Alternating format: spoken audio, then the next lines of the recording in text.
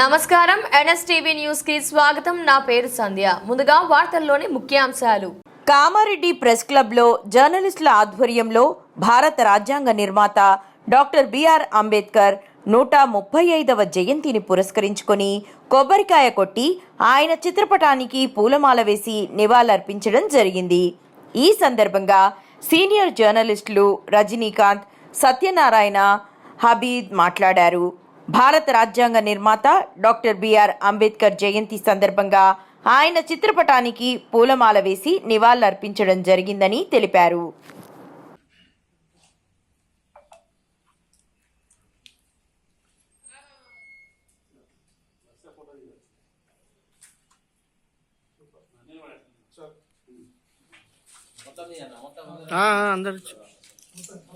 జై భీమ్ జై భీమ్ జై భీమ్ జై భీమ్ జై భీమ్ జై భీమ్ జై జై భీమ్ ఇంకా పక్కన జై భీమ్ జై భీమ్ జై భీమ్ జై భీమ్ నా ఫస్ట్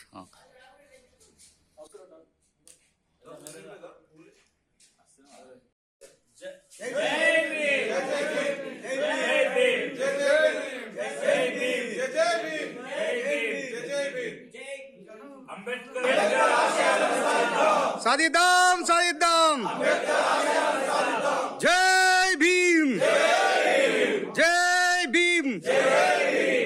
మనం ప్రెస్ క్లబ్ లో అంబేద్కర్ జయంతిని ఘనంగా నిర్వహించుకుంటున్నాం. ఈ సందర్భంగా మనం అంబేద్కర్ ఆశయాలను మనం గుర్తు చేసుకోవాల్సిన అవసరం ఉంది. అంబేద్కర్ మొదటగా మనమే గుర్తు చేసుకోవాలి. 1927లోనే భారతదేశంలో పత్రికలు స్థాపించి, ఆవిష్కృత భారత్ జనతా పత్రికలను స్థాపించి పేద ప్రజలకు విద్య, సమానత్వం, అంటరానితనం నిర్మూలన కోసం ఆయన కృషి చేశారు. అలాగే ఆయన మొదటి న్యాయశాఖ మంత్రిగా కూడా భారత ప్రభుత్వంలో పనిచేశారు. చేసి మన రాజ్యాంగాన్ని నిర్మించారు. ఆ రాజ్యాంగంని ఇప్పుడు ఎన్నో మార్పులు చేర్పులు గురైంది. ఇప్పుడు ప్రధానంగా జర్నలిస్ట్ సంఘాలు కానీ, వివిధ కార్మిక సంఘాలు కానీ ప్రధానంగా పోరాటం చేస్తుంది. అంబేద్కర్ ఉన్నటువంటి రాజ్యాంగాన్ని ఉంచండి, ఆ చట్టాలన్నా ఉంచండి. మొన్నటిదాకా మాకు ఈ చట్టాలు కావాలని పోరాటం చేశాం. ఇప్పుడు అవన్నీ ఉంచండి, అంబేద్కర్ రాజ్యాంగ చట్టాలు అవన్నీ ఉంటే మేము బతుకుతాం అని ప్రాథమికంగా అంబేద్కర్ ఆశయాల కోసం అవన్నీ బతికించాలని విజ్ఞప్తి చేస్తున్నా. అట్లనే అంబేద్కర్ ఆశయాలతో ముందుకు సాగుదాం. నాకు ఈ అవకాశం ఇచ్చినందుకు. ఈరోజు కామారెడ్డి ప్రెస్ క్లబ్ ద్వారా అంబేద్కర్ జయంతి ఉత్సవాలను జరపడం అనేది శుభసూచకము. ఇది ఒక గొప్ప పరిణామము. నాకు తెలిసి ప్రెస్ క్లబ్ తరఫున ఎప్పుడు కూడా ఇలాంటి కార్యక్రమాలు నిర్వహించలేదు. కొత్త సాంప్రదాయం మంచిగా ఉంది. అంబేద్కర్ జయంతి సందర్భంగా మనం ఆయన గుర్తు చేసుకోవాల్సిన అవసరం ఏంటంటే ఆయన ఆశయాలు కొనసాగించడం. ఆయన ఏమంటే రాజ్యాంగం రాసిన తర్వాత మీకు గొప్ప, బీద, ధనిక ఎలాంటి తేడా లేకుండా, కులము, మతం ఏ తేడా లేకుండా మీకు ఓటాక్కు నేను కల్పిస్తున్నా. దీని ద్వారా ఈ ఓటాక్కున మీరు సద్వినియోగం చేసుకుంటే మీరు రాజులవుతారు, లేకుంటే బానిసలు అవుతారు అన్నాడు.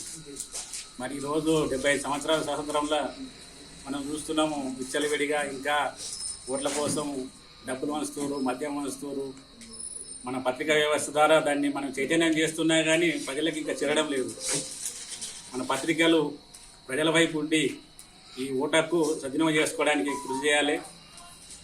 ఇంకా అంబేద్కర్ చెప్పింది ఏంటంటే మేకల్నే బలిస్తారు కానీ పులుల్ని కాదన్నాడు. మేకల్ని అంటే ఏది వచ్చినా కానీ ఏదో అయినా కానీ చిన్నోని మీదనే భారం పడుతుంది. కాబట్టి మనం గుర్తెరగాలి. ఏది చేసినా కానీ మనం స్వతంత్రంగా ఉండాలి. స్వతంత్రంగా ఉంటేనే మనము పైకి ఎదగలుగుతాం. ఒకళ్ళ మీద ఆధారపడితే ఎప్పటికి కూడా ఆధారపడకుండా అక్కడే ఉంటాము. పత్రికా విలేకరుగా ఆయన స్ఫూర్తిని మనం ప్రజల్లోకి తీసుకుపోవాలని ఈ సందర్భంగా కోరుతూ మీ అందరికీ ధన్యవాదాలు. జై భీమ్. డాక్టర్ బాబాసాహెబ్ అంబేద్కర్ 135వ జయంతి వేడుకలలో కామారెడ్డి ప్రెస్ క్లబ్ లో మొట్టమొదటిసారి నిర్వహించుకోవడం ఆనందంగా ఉంది.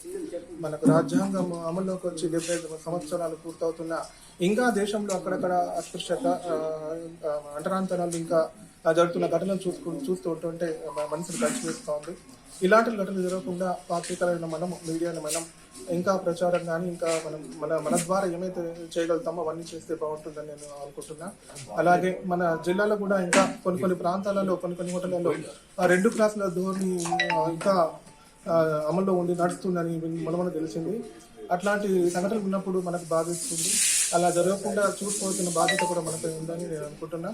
అండ్ ఈ ఉత్సవాలు మనం ప్రెస్ క్లబ్ జరుపుకోవడం సంతోషంగా. జై